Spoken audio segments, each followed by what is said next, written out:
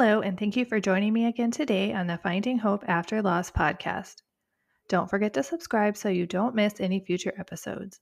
If you like the show, please leave a review or rating on Apple or Spotify. It only takes a moment and really helps the show reach more loss and infertility families. Today's episode will be a little bit different. It's going to focus on both the positive and negative medical experiences of people who have gone through either infertility or loss.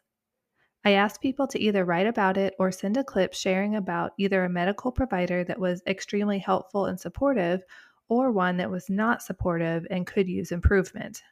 I think it's important to focus on both sides to show the vast differences people who go through infertility and loss go through. I'll be reading the stories people submitted and also playing the clips. I had so much interest that there will also be a part 2 of this.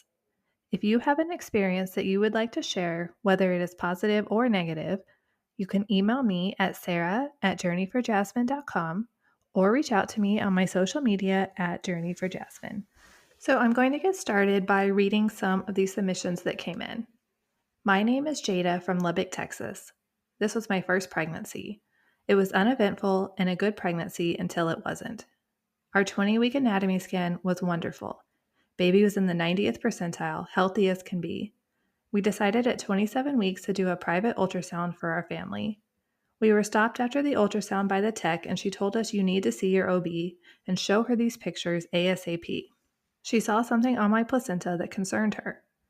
We sent our OB the pictures and asked her what it could be. At this point in my pregnancy, I had only seen my OB one time. I only ever saw her nurse. My OB never replied to any messages I sent. Only her nurse would. The nurse messaged me back and told me, "What is the concern exactly?" After I had explained the tech seeing something on my placenta, she calls me and tells me, "Oh, we already knew about that. We saw it on your 20-week scan. It's a lobe we didn't tell you because we didn't want to worry you."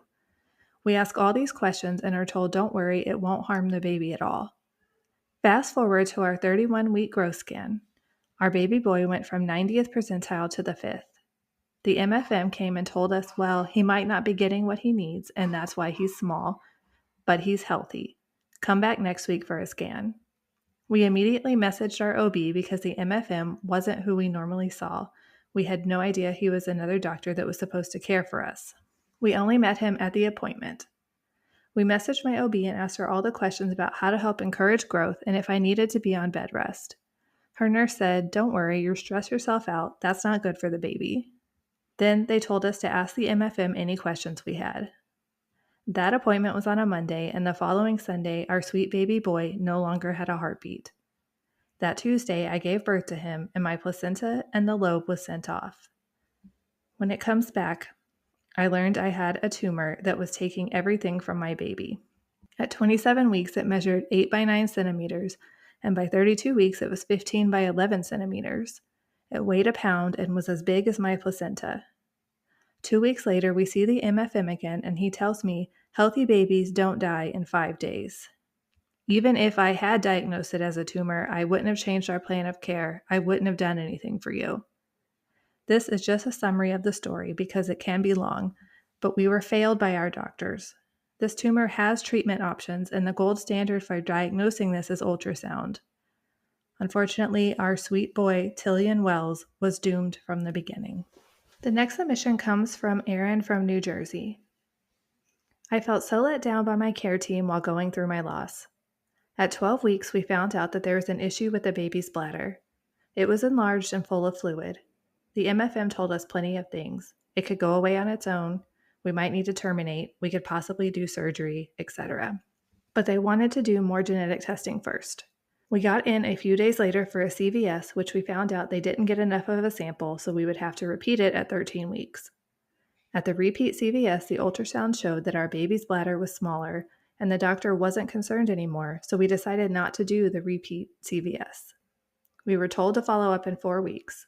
We were so relieved that everything was better. At 15 weeks, I ended up going to the ER for swelling in my legs. The ER told me it was normal because I was pregnant. I didn't think swelling was normal at this early in pregnancy. They did an ultrasound and found no blood clots, which I was worried about, but they also found out that I was pretty lacking in amniotic fluid. They sent me home and that was it. No consult from OB, and this was the hospital I was planning to deliver at. I had an appointment with my midwife a few days after and told him what happened at the ER, especially how the ultrasound tech, not a doctor, had found the lack of amniotic fluid. My midwife didn't seem concerned, but said she could send me for an ultrasound with MFM if I was concerned. I told her I had an appointment with them the following week, which was my 4-week follow-up, and asked her if this was something we needed to be concerned about. All she could say was that she would put in a referral to the MFM if I wanted. At my follow-up with MFM at 17 and a half weeks, they told us that the lack of fluid was a problem and that my pregnancy was now no longer viable, even though baby's heart rate was fine and beating. They also now believed that the baby's bladder had most likely ruptured. They recommended we terminate. My husband and I knew that that was the best option, as there was no hope for a live birth, per the MFM. My midwife didn't do terminations, and neither did the MFM, so I was referred to an OBGYN who did, and had my TFMR a few days later at 18 weeks. I work in the medical field, and when I told my coworkers, who were all nurses, what happened with the ER and my midwife, they were all appalled that my midwife seemed so unconcerned. I don't know if something could have been done earlier had my midwife reassured my concerns, or if the ER had done a consult with OB, but I feel so let down by the people I trusted for my care for my first pregnancy. I know I won't return to the midwife practice if I get pregnant again, and I would instead go to the OB who did my termination, who was so nice and so knowledgeable. The next submission comes from Courtney. My name is Courtney, and I am from Elizabethtown, Pennsylvania. I gave birth to my stillborn daughter on July 7, 2023 at the Harrisburg Hospital. I was blessed to have the best nurse ever in the worst possible scenario. My nurse on duty that was assigned to me was the bereavement nurse at the facility. She spent a lot of time with my husband and I, walking us through each step of the way, because no one expects these things to happen, so we had no idea what to think, expect, or even what to do. She was absolutely wonderful and actually told us that she would be there for my entire labor, no matter how long it took, because she felt extremely connected to us. She ended up staying 3 hours past when her shift ended to make sure we were okay and that we had everything we needed. She was an absolute light at the end of our dark tunnel. When we had our rainbow baby this past October, we were able to get back in touch with her. She recognized my husband and I's name as we were admitted into the hospital for delivery. We will never forget the impact she had on our lives and will forever cherish everything she did for us. The next submission comes from Brittany. My name is Brittany Weber. I am from Northern Kentucky. I live about 10 miles south of Cincinnati. Every single nurse, midwife, and physician I encountered during my hospital stay were phenomenal. I have nothing but wonderful things to say about each one of them. But I wanted to recognize one of the most amazing nurses I have ever encountered. Her name is Amanda, and she was with me the day I delivered my sweet Charlotte, sleeping at 36 weeks. I had Charlotte on Mother's Day, May 14th, 2023, and I believe this was Amanda's very first Mother's Day. At the time, she had, I think, a 6-month-old daughter at home. Once I had Charlotte, she did have to swap me for another patient, and rightfully so. I couldn't imagine being a new mom and having to deliver and care for a sleeping baby in the exact room you had delivered your own child in 6 months prior. Even though I didn't see her anymore after I delivered, she never left my heart and soul. I thought of her often and wish I would have had an opportunity to thank her for the way she went out of her way to help me during such a dark time. I did end up finding her on Facebook and wrote to her. I hope you don't find it weird that I found you on Facebook, but I've had you on my mind ever since I left the hospital.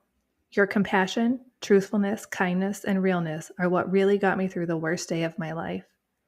Working in healthcare where the outcomes are not always positive is hard enough. But add in being a mother on top of that and it doubles. I will never be able to thank you for going above and beyond for me. You have truly found your calling, and I hope you know that. I can only imagine as a mother how it would feel to find out that one of your patients will be having a stillbirth. It's a terrible situation for everyone, and I never once felt that you were uncomfortable. Whatever I needed, you were right there, no questions asked. So I hope you went home that night and snuggled your sweet girl as hard as I snuggled mine when I got home. You, my friend, was truly a gift from God that day, and I will forever cherish you. She went on to tell me that night she got home from work, she had pumped milk and dedicated it to my sweet girl by writing her name, birth date, and weight on the milk bag. Something so small meant so much to me. It meant that my baby existed, even though she wasn't here with me. The following year, I was pregnant and ended up in preterm labor at 29 weeks. Amanda was there many of the times I was in and out of triage and labor and delivery. Then, just last month, my best friend had her first baby. I heard someone at the door as she was pushing and was about to say, "Get the hell out of here." But it was Amanda, and I have never felt so relieved. Amanda is someone I will never forget, and I am so grateful to know her sweet soul. She will never know how much she means to me. The next submission comes from Brenda. My name is Brenda from Southern California. Even though there are many bad experiences from doctors and nurses leading up towards my son's birth, I want to share a good experience. A nurse named Nicole. She showed me compassion, love, and reminded me that my unborn son and myself is still human. When it was her shift, she went out of her way to change my bed and give me toiletries to clean myself up when I was a nuisance towards everyone else. When the complications started to lead towards the birth of my son, she corrected nurses by saying my son's name and convinced me to stay awake for my son's birth. Because of that, my husband and I were able to experience together my baby's birth. She stayed with me every step of the way. When her shift was over, she told me she would love to see my baby. If I were to see her today, I would give her a hug and tell her that my son gave a good fight, and thank you. This next one is from Nicole. Hi, my name is Nicole, Mama to Maggie. I am from Vancouver, Canada. In 2022, after a normal pregnancy and a smooth labor, we arrived to the hospital only to discover our baby no longer had a heartbeat. By this point, I was near the end of labor, and only 30 minutes after arriving to the hospital, I delivered our beautiful Maggie into silence. She had a hidden cord prolapse and has died near the end of our labor. Our world was shattered. We assumed we would bring home our first baby in a car seat, not in an urn to sit on a shelf. The postpartum care we received from our midwives, Jenny and Dawn, have shaped and supported how we grieved and grew to love and honor Maggie.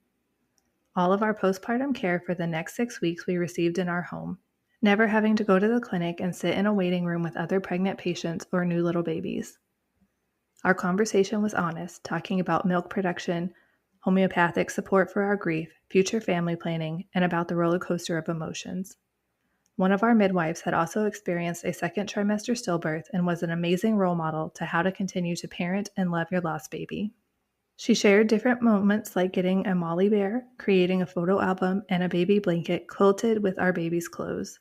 After a few months, when we were ready, she even invited us to her daughter's gravesite where we talked and introduced us to loving her baby after loss. It was through these actions of role modeling that equipped us in new ways to honor and love our lost baby Maggie. We have continued a friendship with our two midwives, Jenny and Dawn, and there is something so special knowing that they both have met and held our sweet Maggie when so few have in the world. Now I'm going to go ahead and play a few people that submitted clips of their experiences. Hello, my name is Brenda, and I'm currently living in Bloomington, Illinois. I gave birth to my daughter at 17 weeks, and here's a story about the wonderful people that helped me bring her into this world, even though she is not here with me right now. Sorry, just getting a little teary-eyed. So I went into labor at 17 weeks. I can go on and on about all the multiple different issues that I was having throughout my pregnancy, just starting from the beginning. But I was seeing a MFM. So that morning I went to my appointment as usual. Bleeding and cramping were not unusual for me. It was my normal. I already knew what to expect every day when I woke up and anytime I used the restroom. So I head to his office. I was starting to cramp a little bit more, but again, like I said, it was nothing that I had not seen before. So I didn't really put much worry into it. I got to his office. They started doing the vaginal ultrasound, so just to see how my cervix was doing.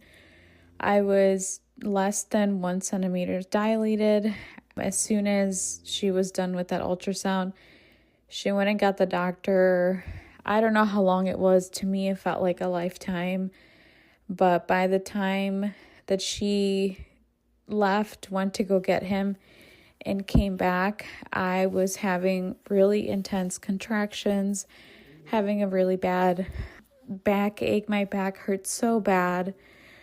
I was just in such excruciating pain, and it started all pretty quick, or at least to me. But again, a lot of the symptoms that I was already having, so they were just intensified.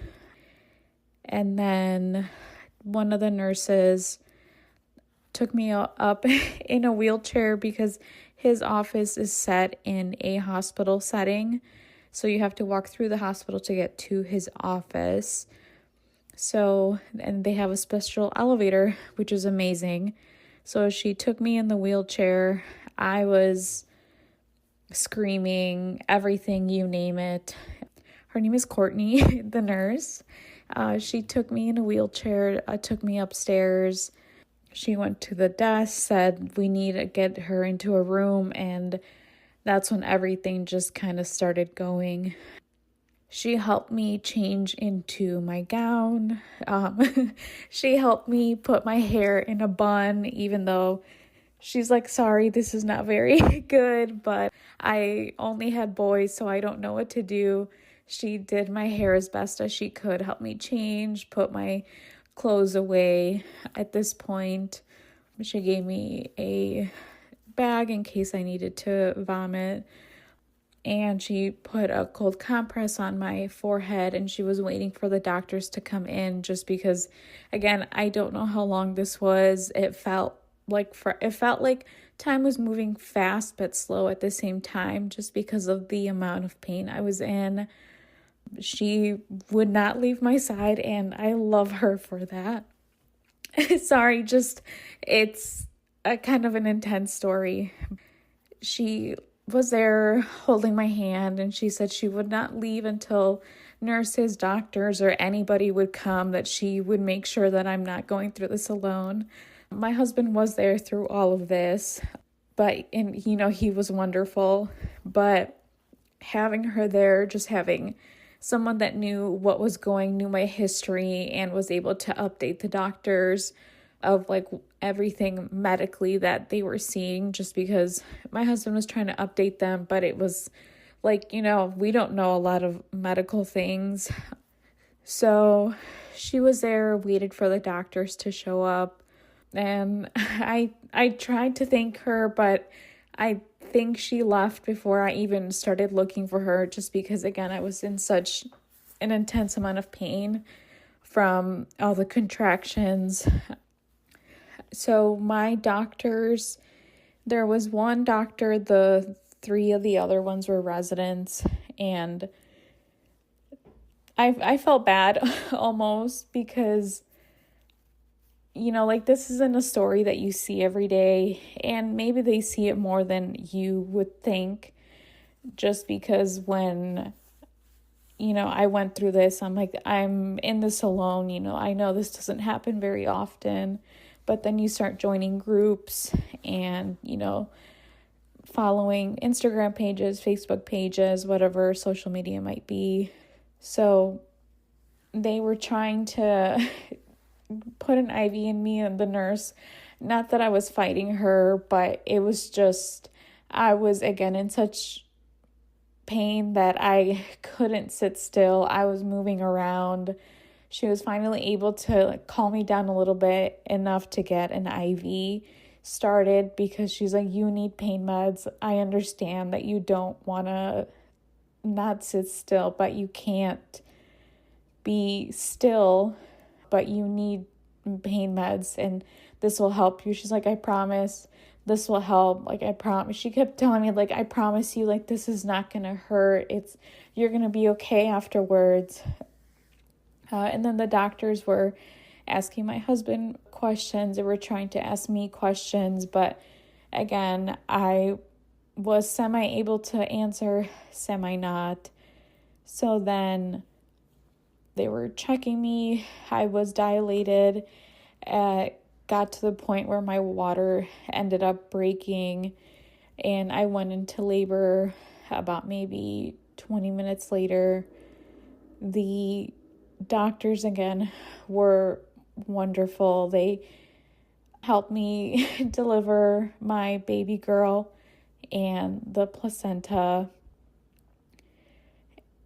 And I know it's an experience that a lot of us don't look back on or don't want to think about, but as hard as that moment was, I don't think I would have gotten through it if the people just weren't wonderful. The nurse, two of the nurses, sorry, getting teary-eyed again. Two of the nurses, Casey, I don't remember the other male nurse's name. They were wonderful. You go into a state of shock after this, I feel like, or at least that's how it felt for me, because I just couldn't believe that this is where I was at this exact moment and what was happening. So the male nurse was holding her, checked her, asked my husband if he wanted to hold her. At this time, we didn't know she was she. We thought she was a he, just based on what the doctor thought he was seeing. Again, a 17-week-old fetus is, what she technically is, because she wasn't fully developed. He thought, that's kind of what he thought, but he wasn't sure. So the nurse was holding her, and then my husband was holding her, and, he was just there. At first, I don't know the state of mind I was in. I couldn't tell you. Eventually, I held her after my husband was holding her for a while. The other nurse, her name was Casey. She made sure I was cleaned up, my gown was okay, made sure I had what I needed after I had given birth. So she came in, gave me the mesh underwear and the giant pads and, anything else that I needed. She brought me some food. She's like, I even have food of my own if you want some, or I can order you some from the cafeteria. Whatever you need, I'm here. So she brought me just a turkey sandwich and some chips, just because I had not eaten anything since the night prior. And so I just told her just something light. I don't want to order food. I don't really know how my body's going to react to all of this, because I had also been extremely sick in my pregnancy, where it was getting to the point where I couldn't even keep water down. So she got me my food. I was holding her for a while. She said that she was going to bring her back. And that's when she asked if I wanted to take pictures. And this is, I think, something that I'll always regret, is just not getting those pictures of her. I was just incredibly, incredibly hurt by everything that had happened. And I thought, I'm doing this for my own good. I don't want to look back and see her the way I'm seeing her right now. I wish I would have at least taken one of her little hands or her little feet, but the nurse did make sure. She made us an ornament. I have four or five, I think 5 different little cardstock pictures. One says love, and the V are her little feet. One is her feet and her hands. The other one is just the date, the time, her feet and her hands, and then the other one is just her feet. So I'm just incredibly thankful that she made that for me, because from what I've seen and heard from moms and, grief groups, is a lot of hospitals don't give you stuff like this. And as much as it hurt leaving my daughter there, I loved having to have something there that she had with her. She put her little feet on those pieces of cardstock. They also gave me a little cradle, and it came with a matching blanket. and I believe a hat. So Nurse Casey was wonderful. And I know I keep saying wonderful, phenomenal, you name it. I wrote a review, not a review, but the hospital that I gave birth at has a Daisy Award, and I wrote her like a little bit of a paragraph and said, as hard and difficult and anything else, you name it, the situation was, I'm really glad that I had her by my side, because you need someone like that. This is something that changes you for the rest of your life. And if you need anybody at any time, it's this time, especially someone that is taking care of you and making sure that you're doing okay, making sure that, nothing has gone wrong from any sort of type of complication. Basically, their life is in your hands. And she was truly the best. And she's someone that I'm never going to forget. And I know I didn't spend too much time with the doctors because, they come in, deliver, and they just kind of leave. They did come back and just ask how I was doing, if I had any questions, if certain things they wanted to do. My maternal fetal doctor also put in some orders to the hospital. He wanted to have certain testing done to me and have like the cord blood sent out, so I get my placenta sent out. He wanted me to also possibly get some answers for this. So it's amazing to have such a great team behind you through the darkest day in my life. And this is something that I will always appreciate, even though the outcome was not something that I would have ever imagined it going like. So that is my story about my delivery at 17 weeks with my daughter, Alex.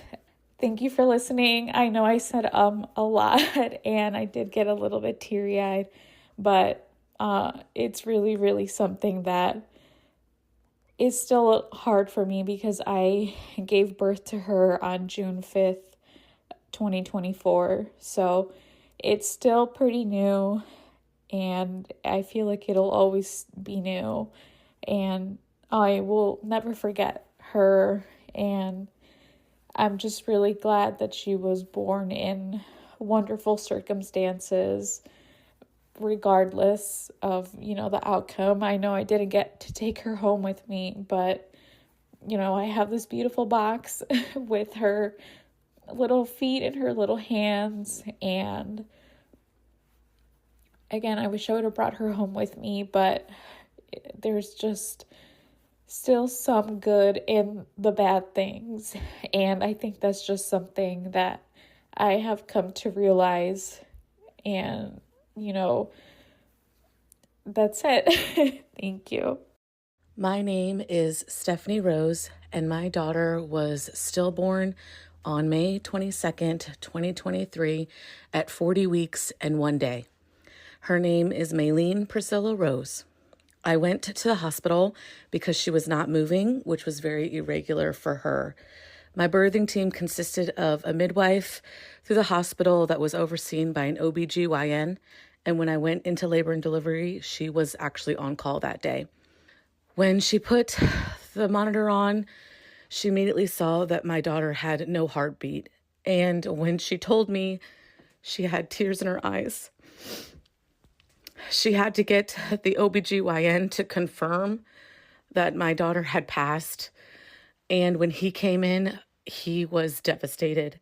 And he reached down and said, "I'm so sorry," and hugged me. The staff at the hospital, the labor and delivery nurses, all the OBs for that practice came in to see us and to comfort us. My midwife never left my side. I ended up having to have an emergency C-section, and she held my hand through the entire surgery. I never felt so loved.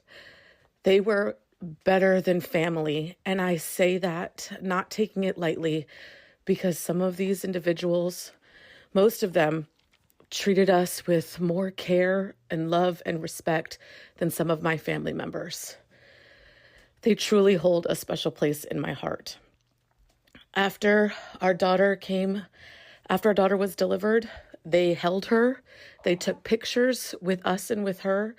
They bathed her. They helped us do keepsakes. They held the camera and took pictures. They didn't charge us for any of that.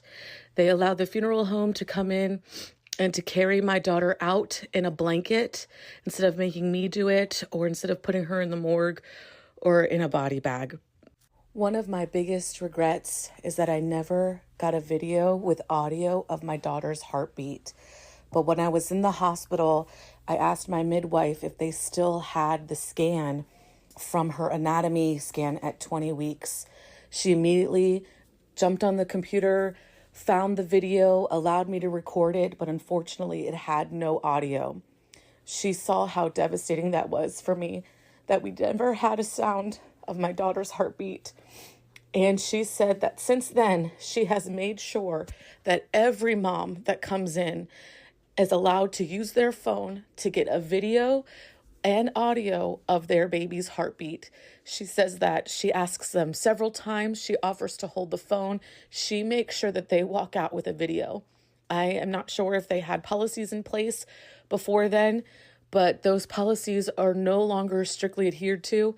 She makes sure that every mom never has to experience what I did, which is not having memories, keepsakes, things of our babies while they're alive. I was so touched to hear that she had done that, and that my experience had created change for her and for my OBGYN at that hospital. I am forever grateful for that staff, for my labor and delivery team that treated us with so much love during this most devastating experience, right down to the tiniest of details. Even when we were discharged, the nurse discharging us changed the language that she used so that she didn't have to say, "And don't carry or hold anything heavier than your baby." She even changed that to 10 pounds so that it was specific for me. She had thought about what would trigger me and what would hurt, and she cared even in the tiniest of things. I live on the eastern shore of Virginia, and the hospital that I went to is called Riverside Shore Memorial. And I recommend these doctors and labor and delivery staff to everyone. When you live in a rural area, it can be very hard to find good care, and these individuals offer the best. Hearing about all these experiences just makes me tear up. I love hearing about all the amazing nurses and doctors that truly care, that didn't treat you like just another patient or number, and those that even cried with you. On the other hand, I get so frustrated at those that clearly lack the patient care skills that we so desperately need during these heartbreaking times. I think it really does go to show that the care you receive just seems like luck of the draw sometimes. It depends on the doctor on call, the nurses on staff, and the hospital you go to. There really does need to be some standard of care because every single infertility and loss parent deserves kindness, respect, and support. Don't forget to subscribe so you don't miss any future episodes. If you like the show, please leave a review or rating on Apple or Spotify. It only takes a moment and really helps the show reach more loss and infertility families. Thank you so much for tuning in, and remember, we are all in this together.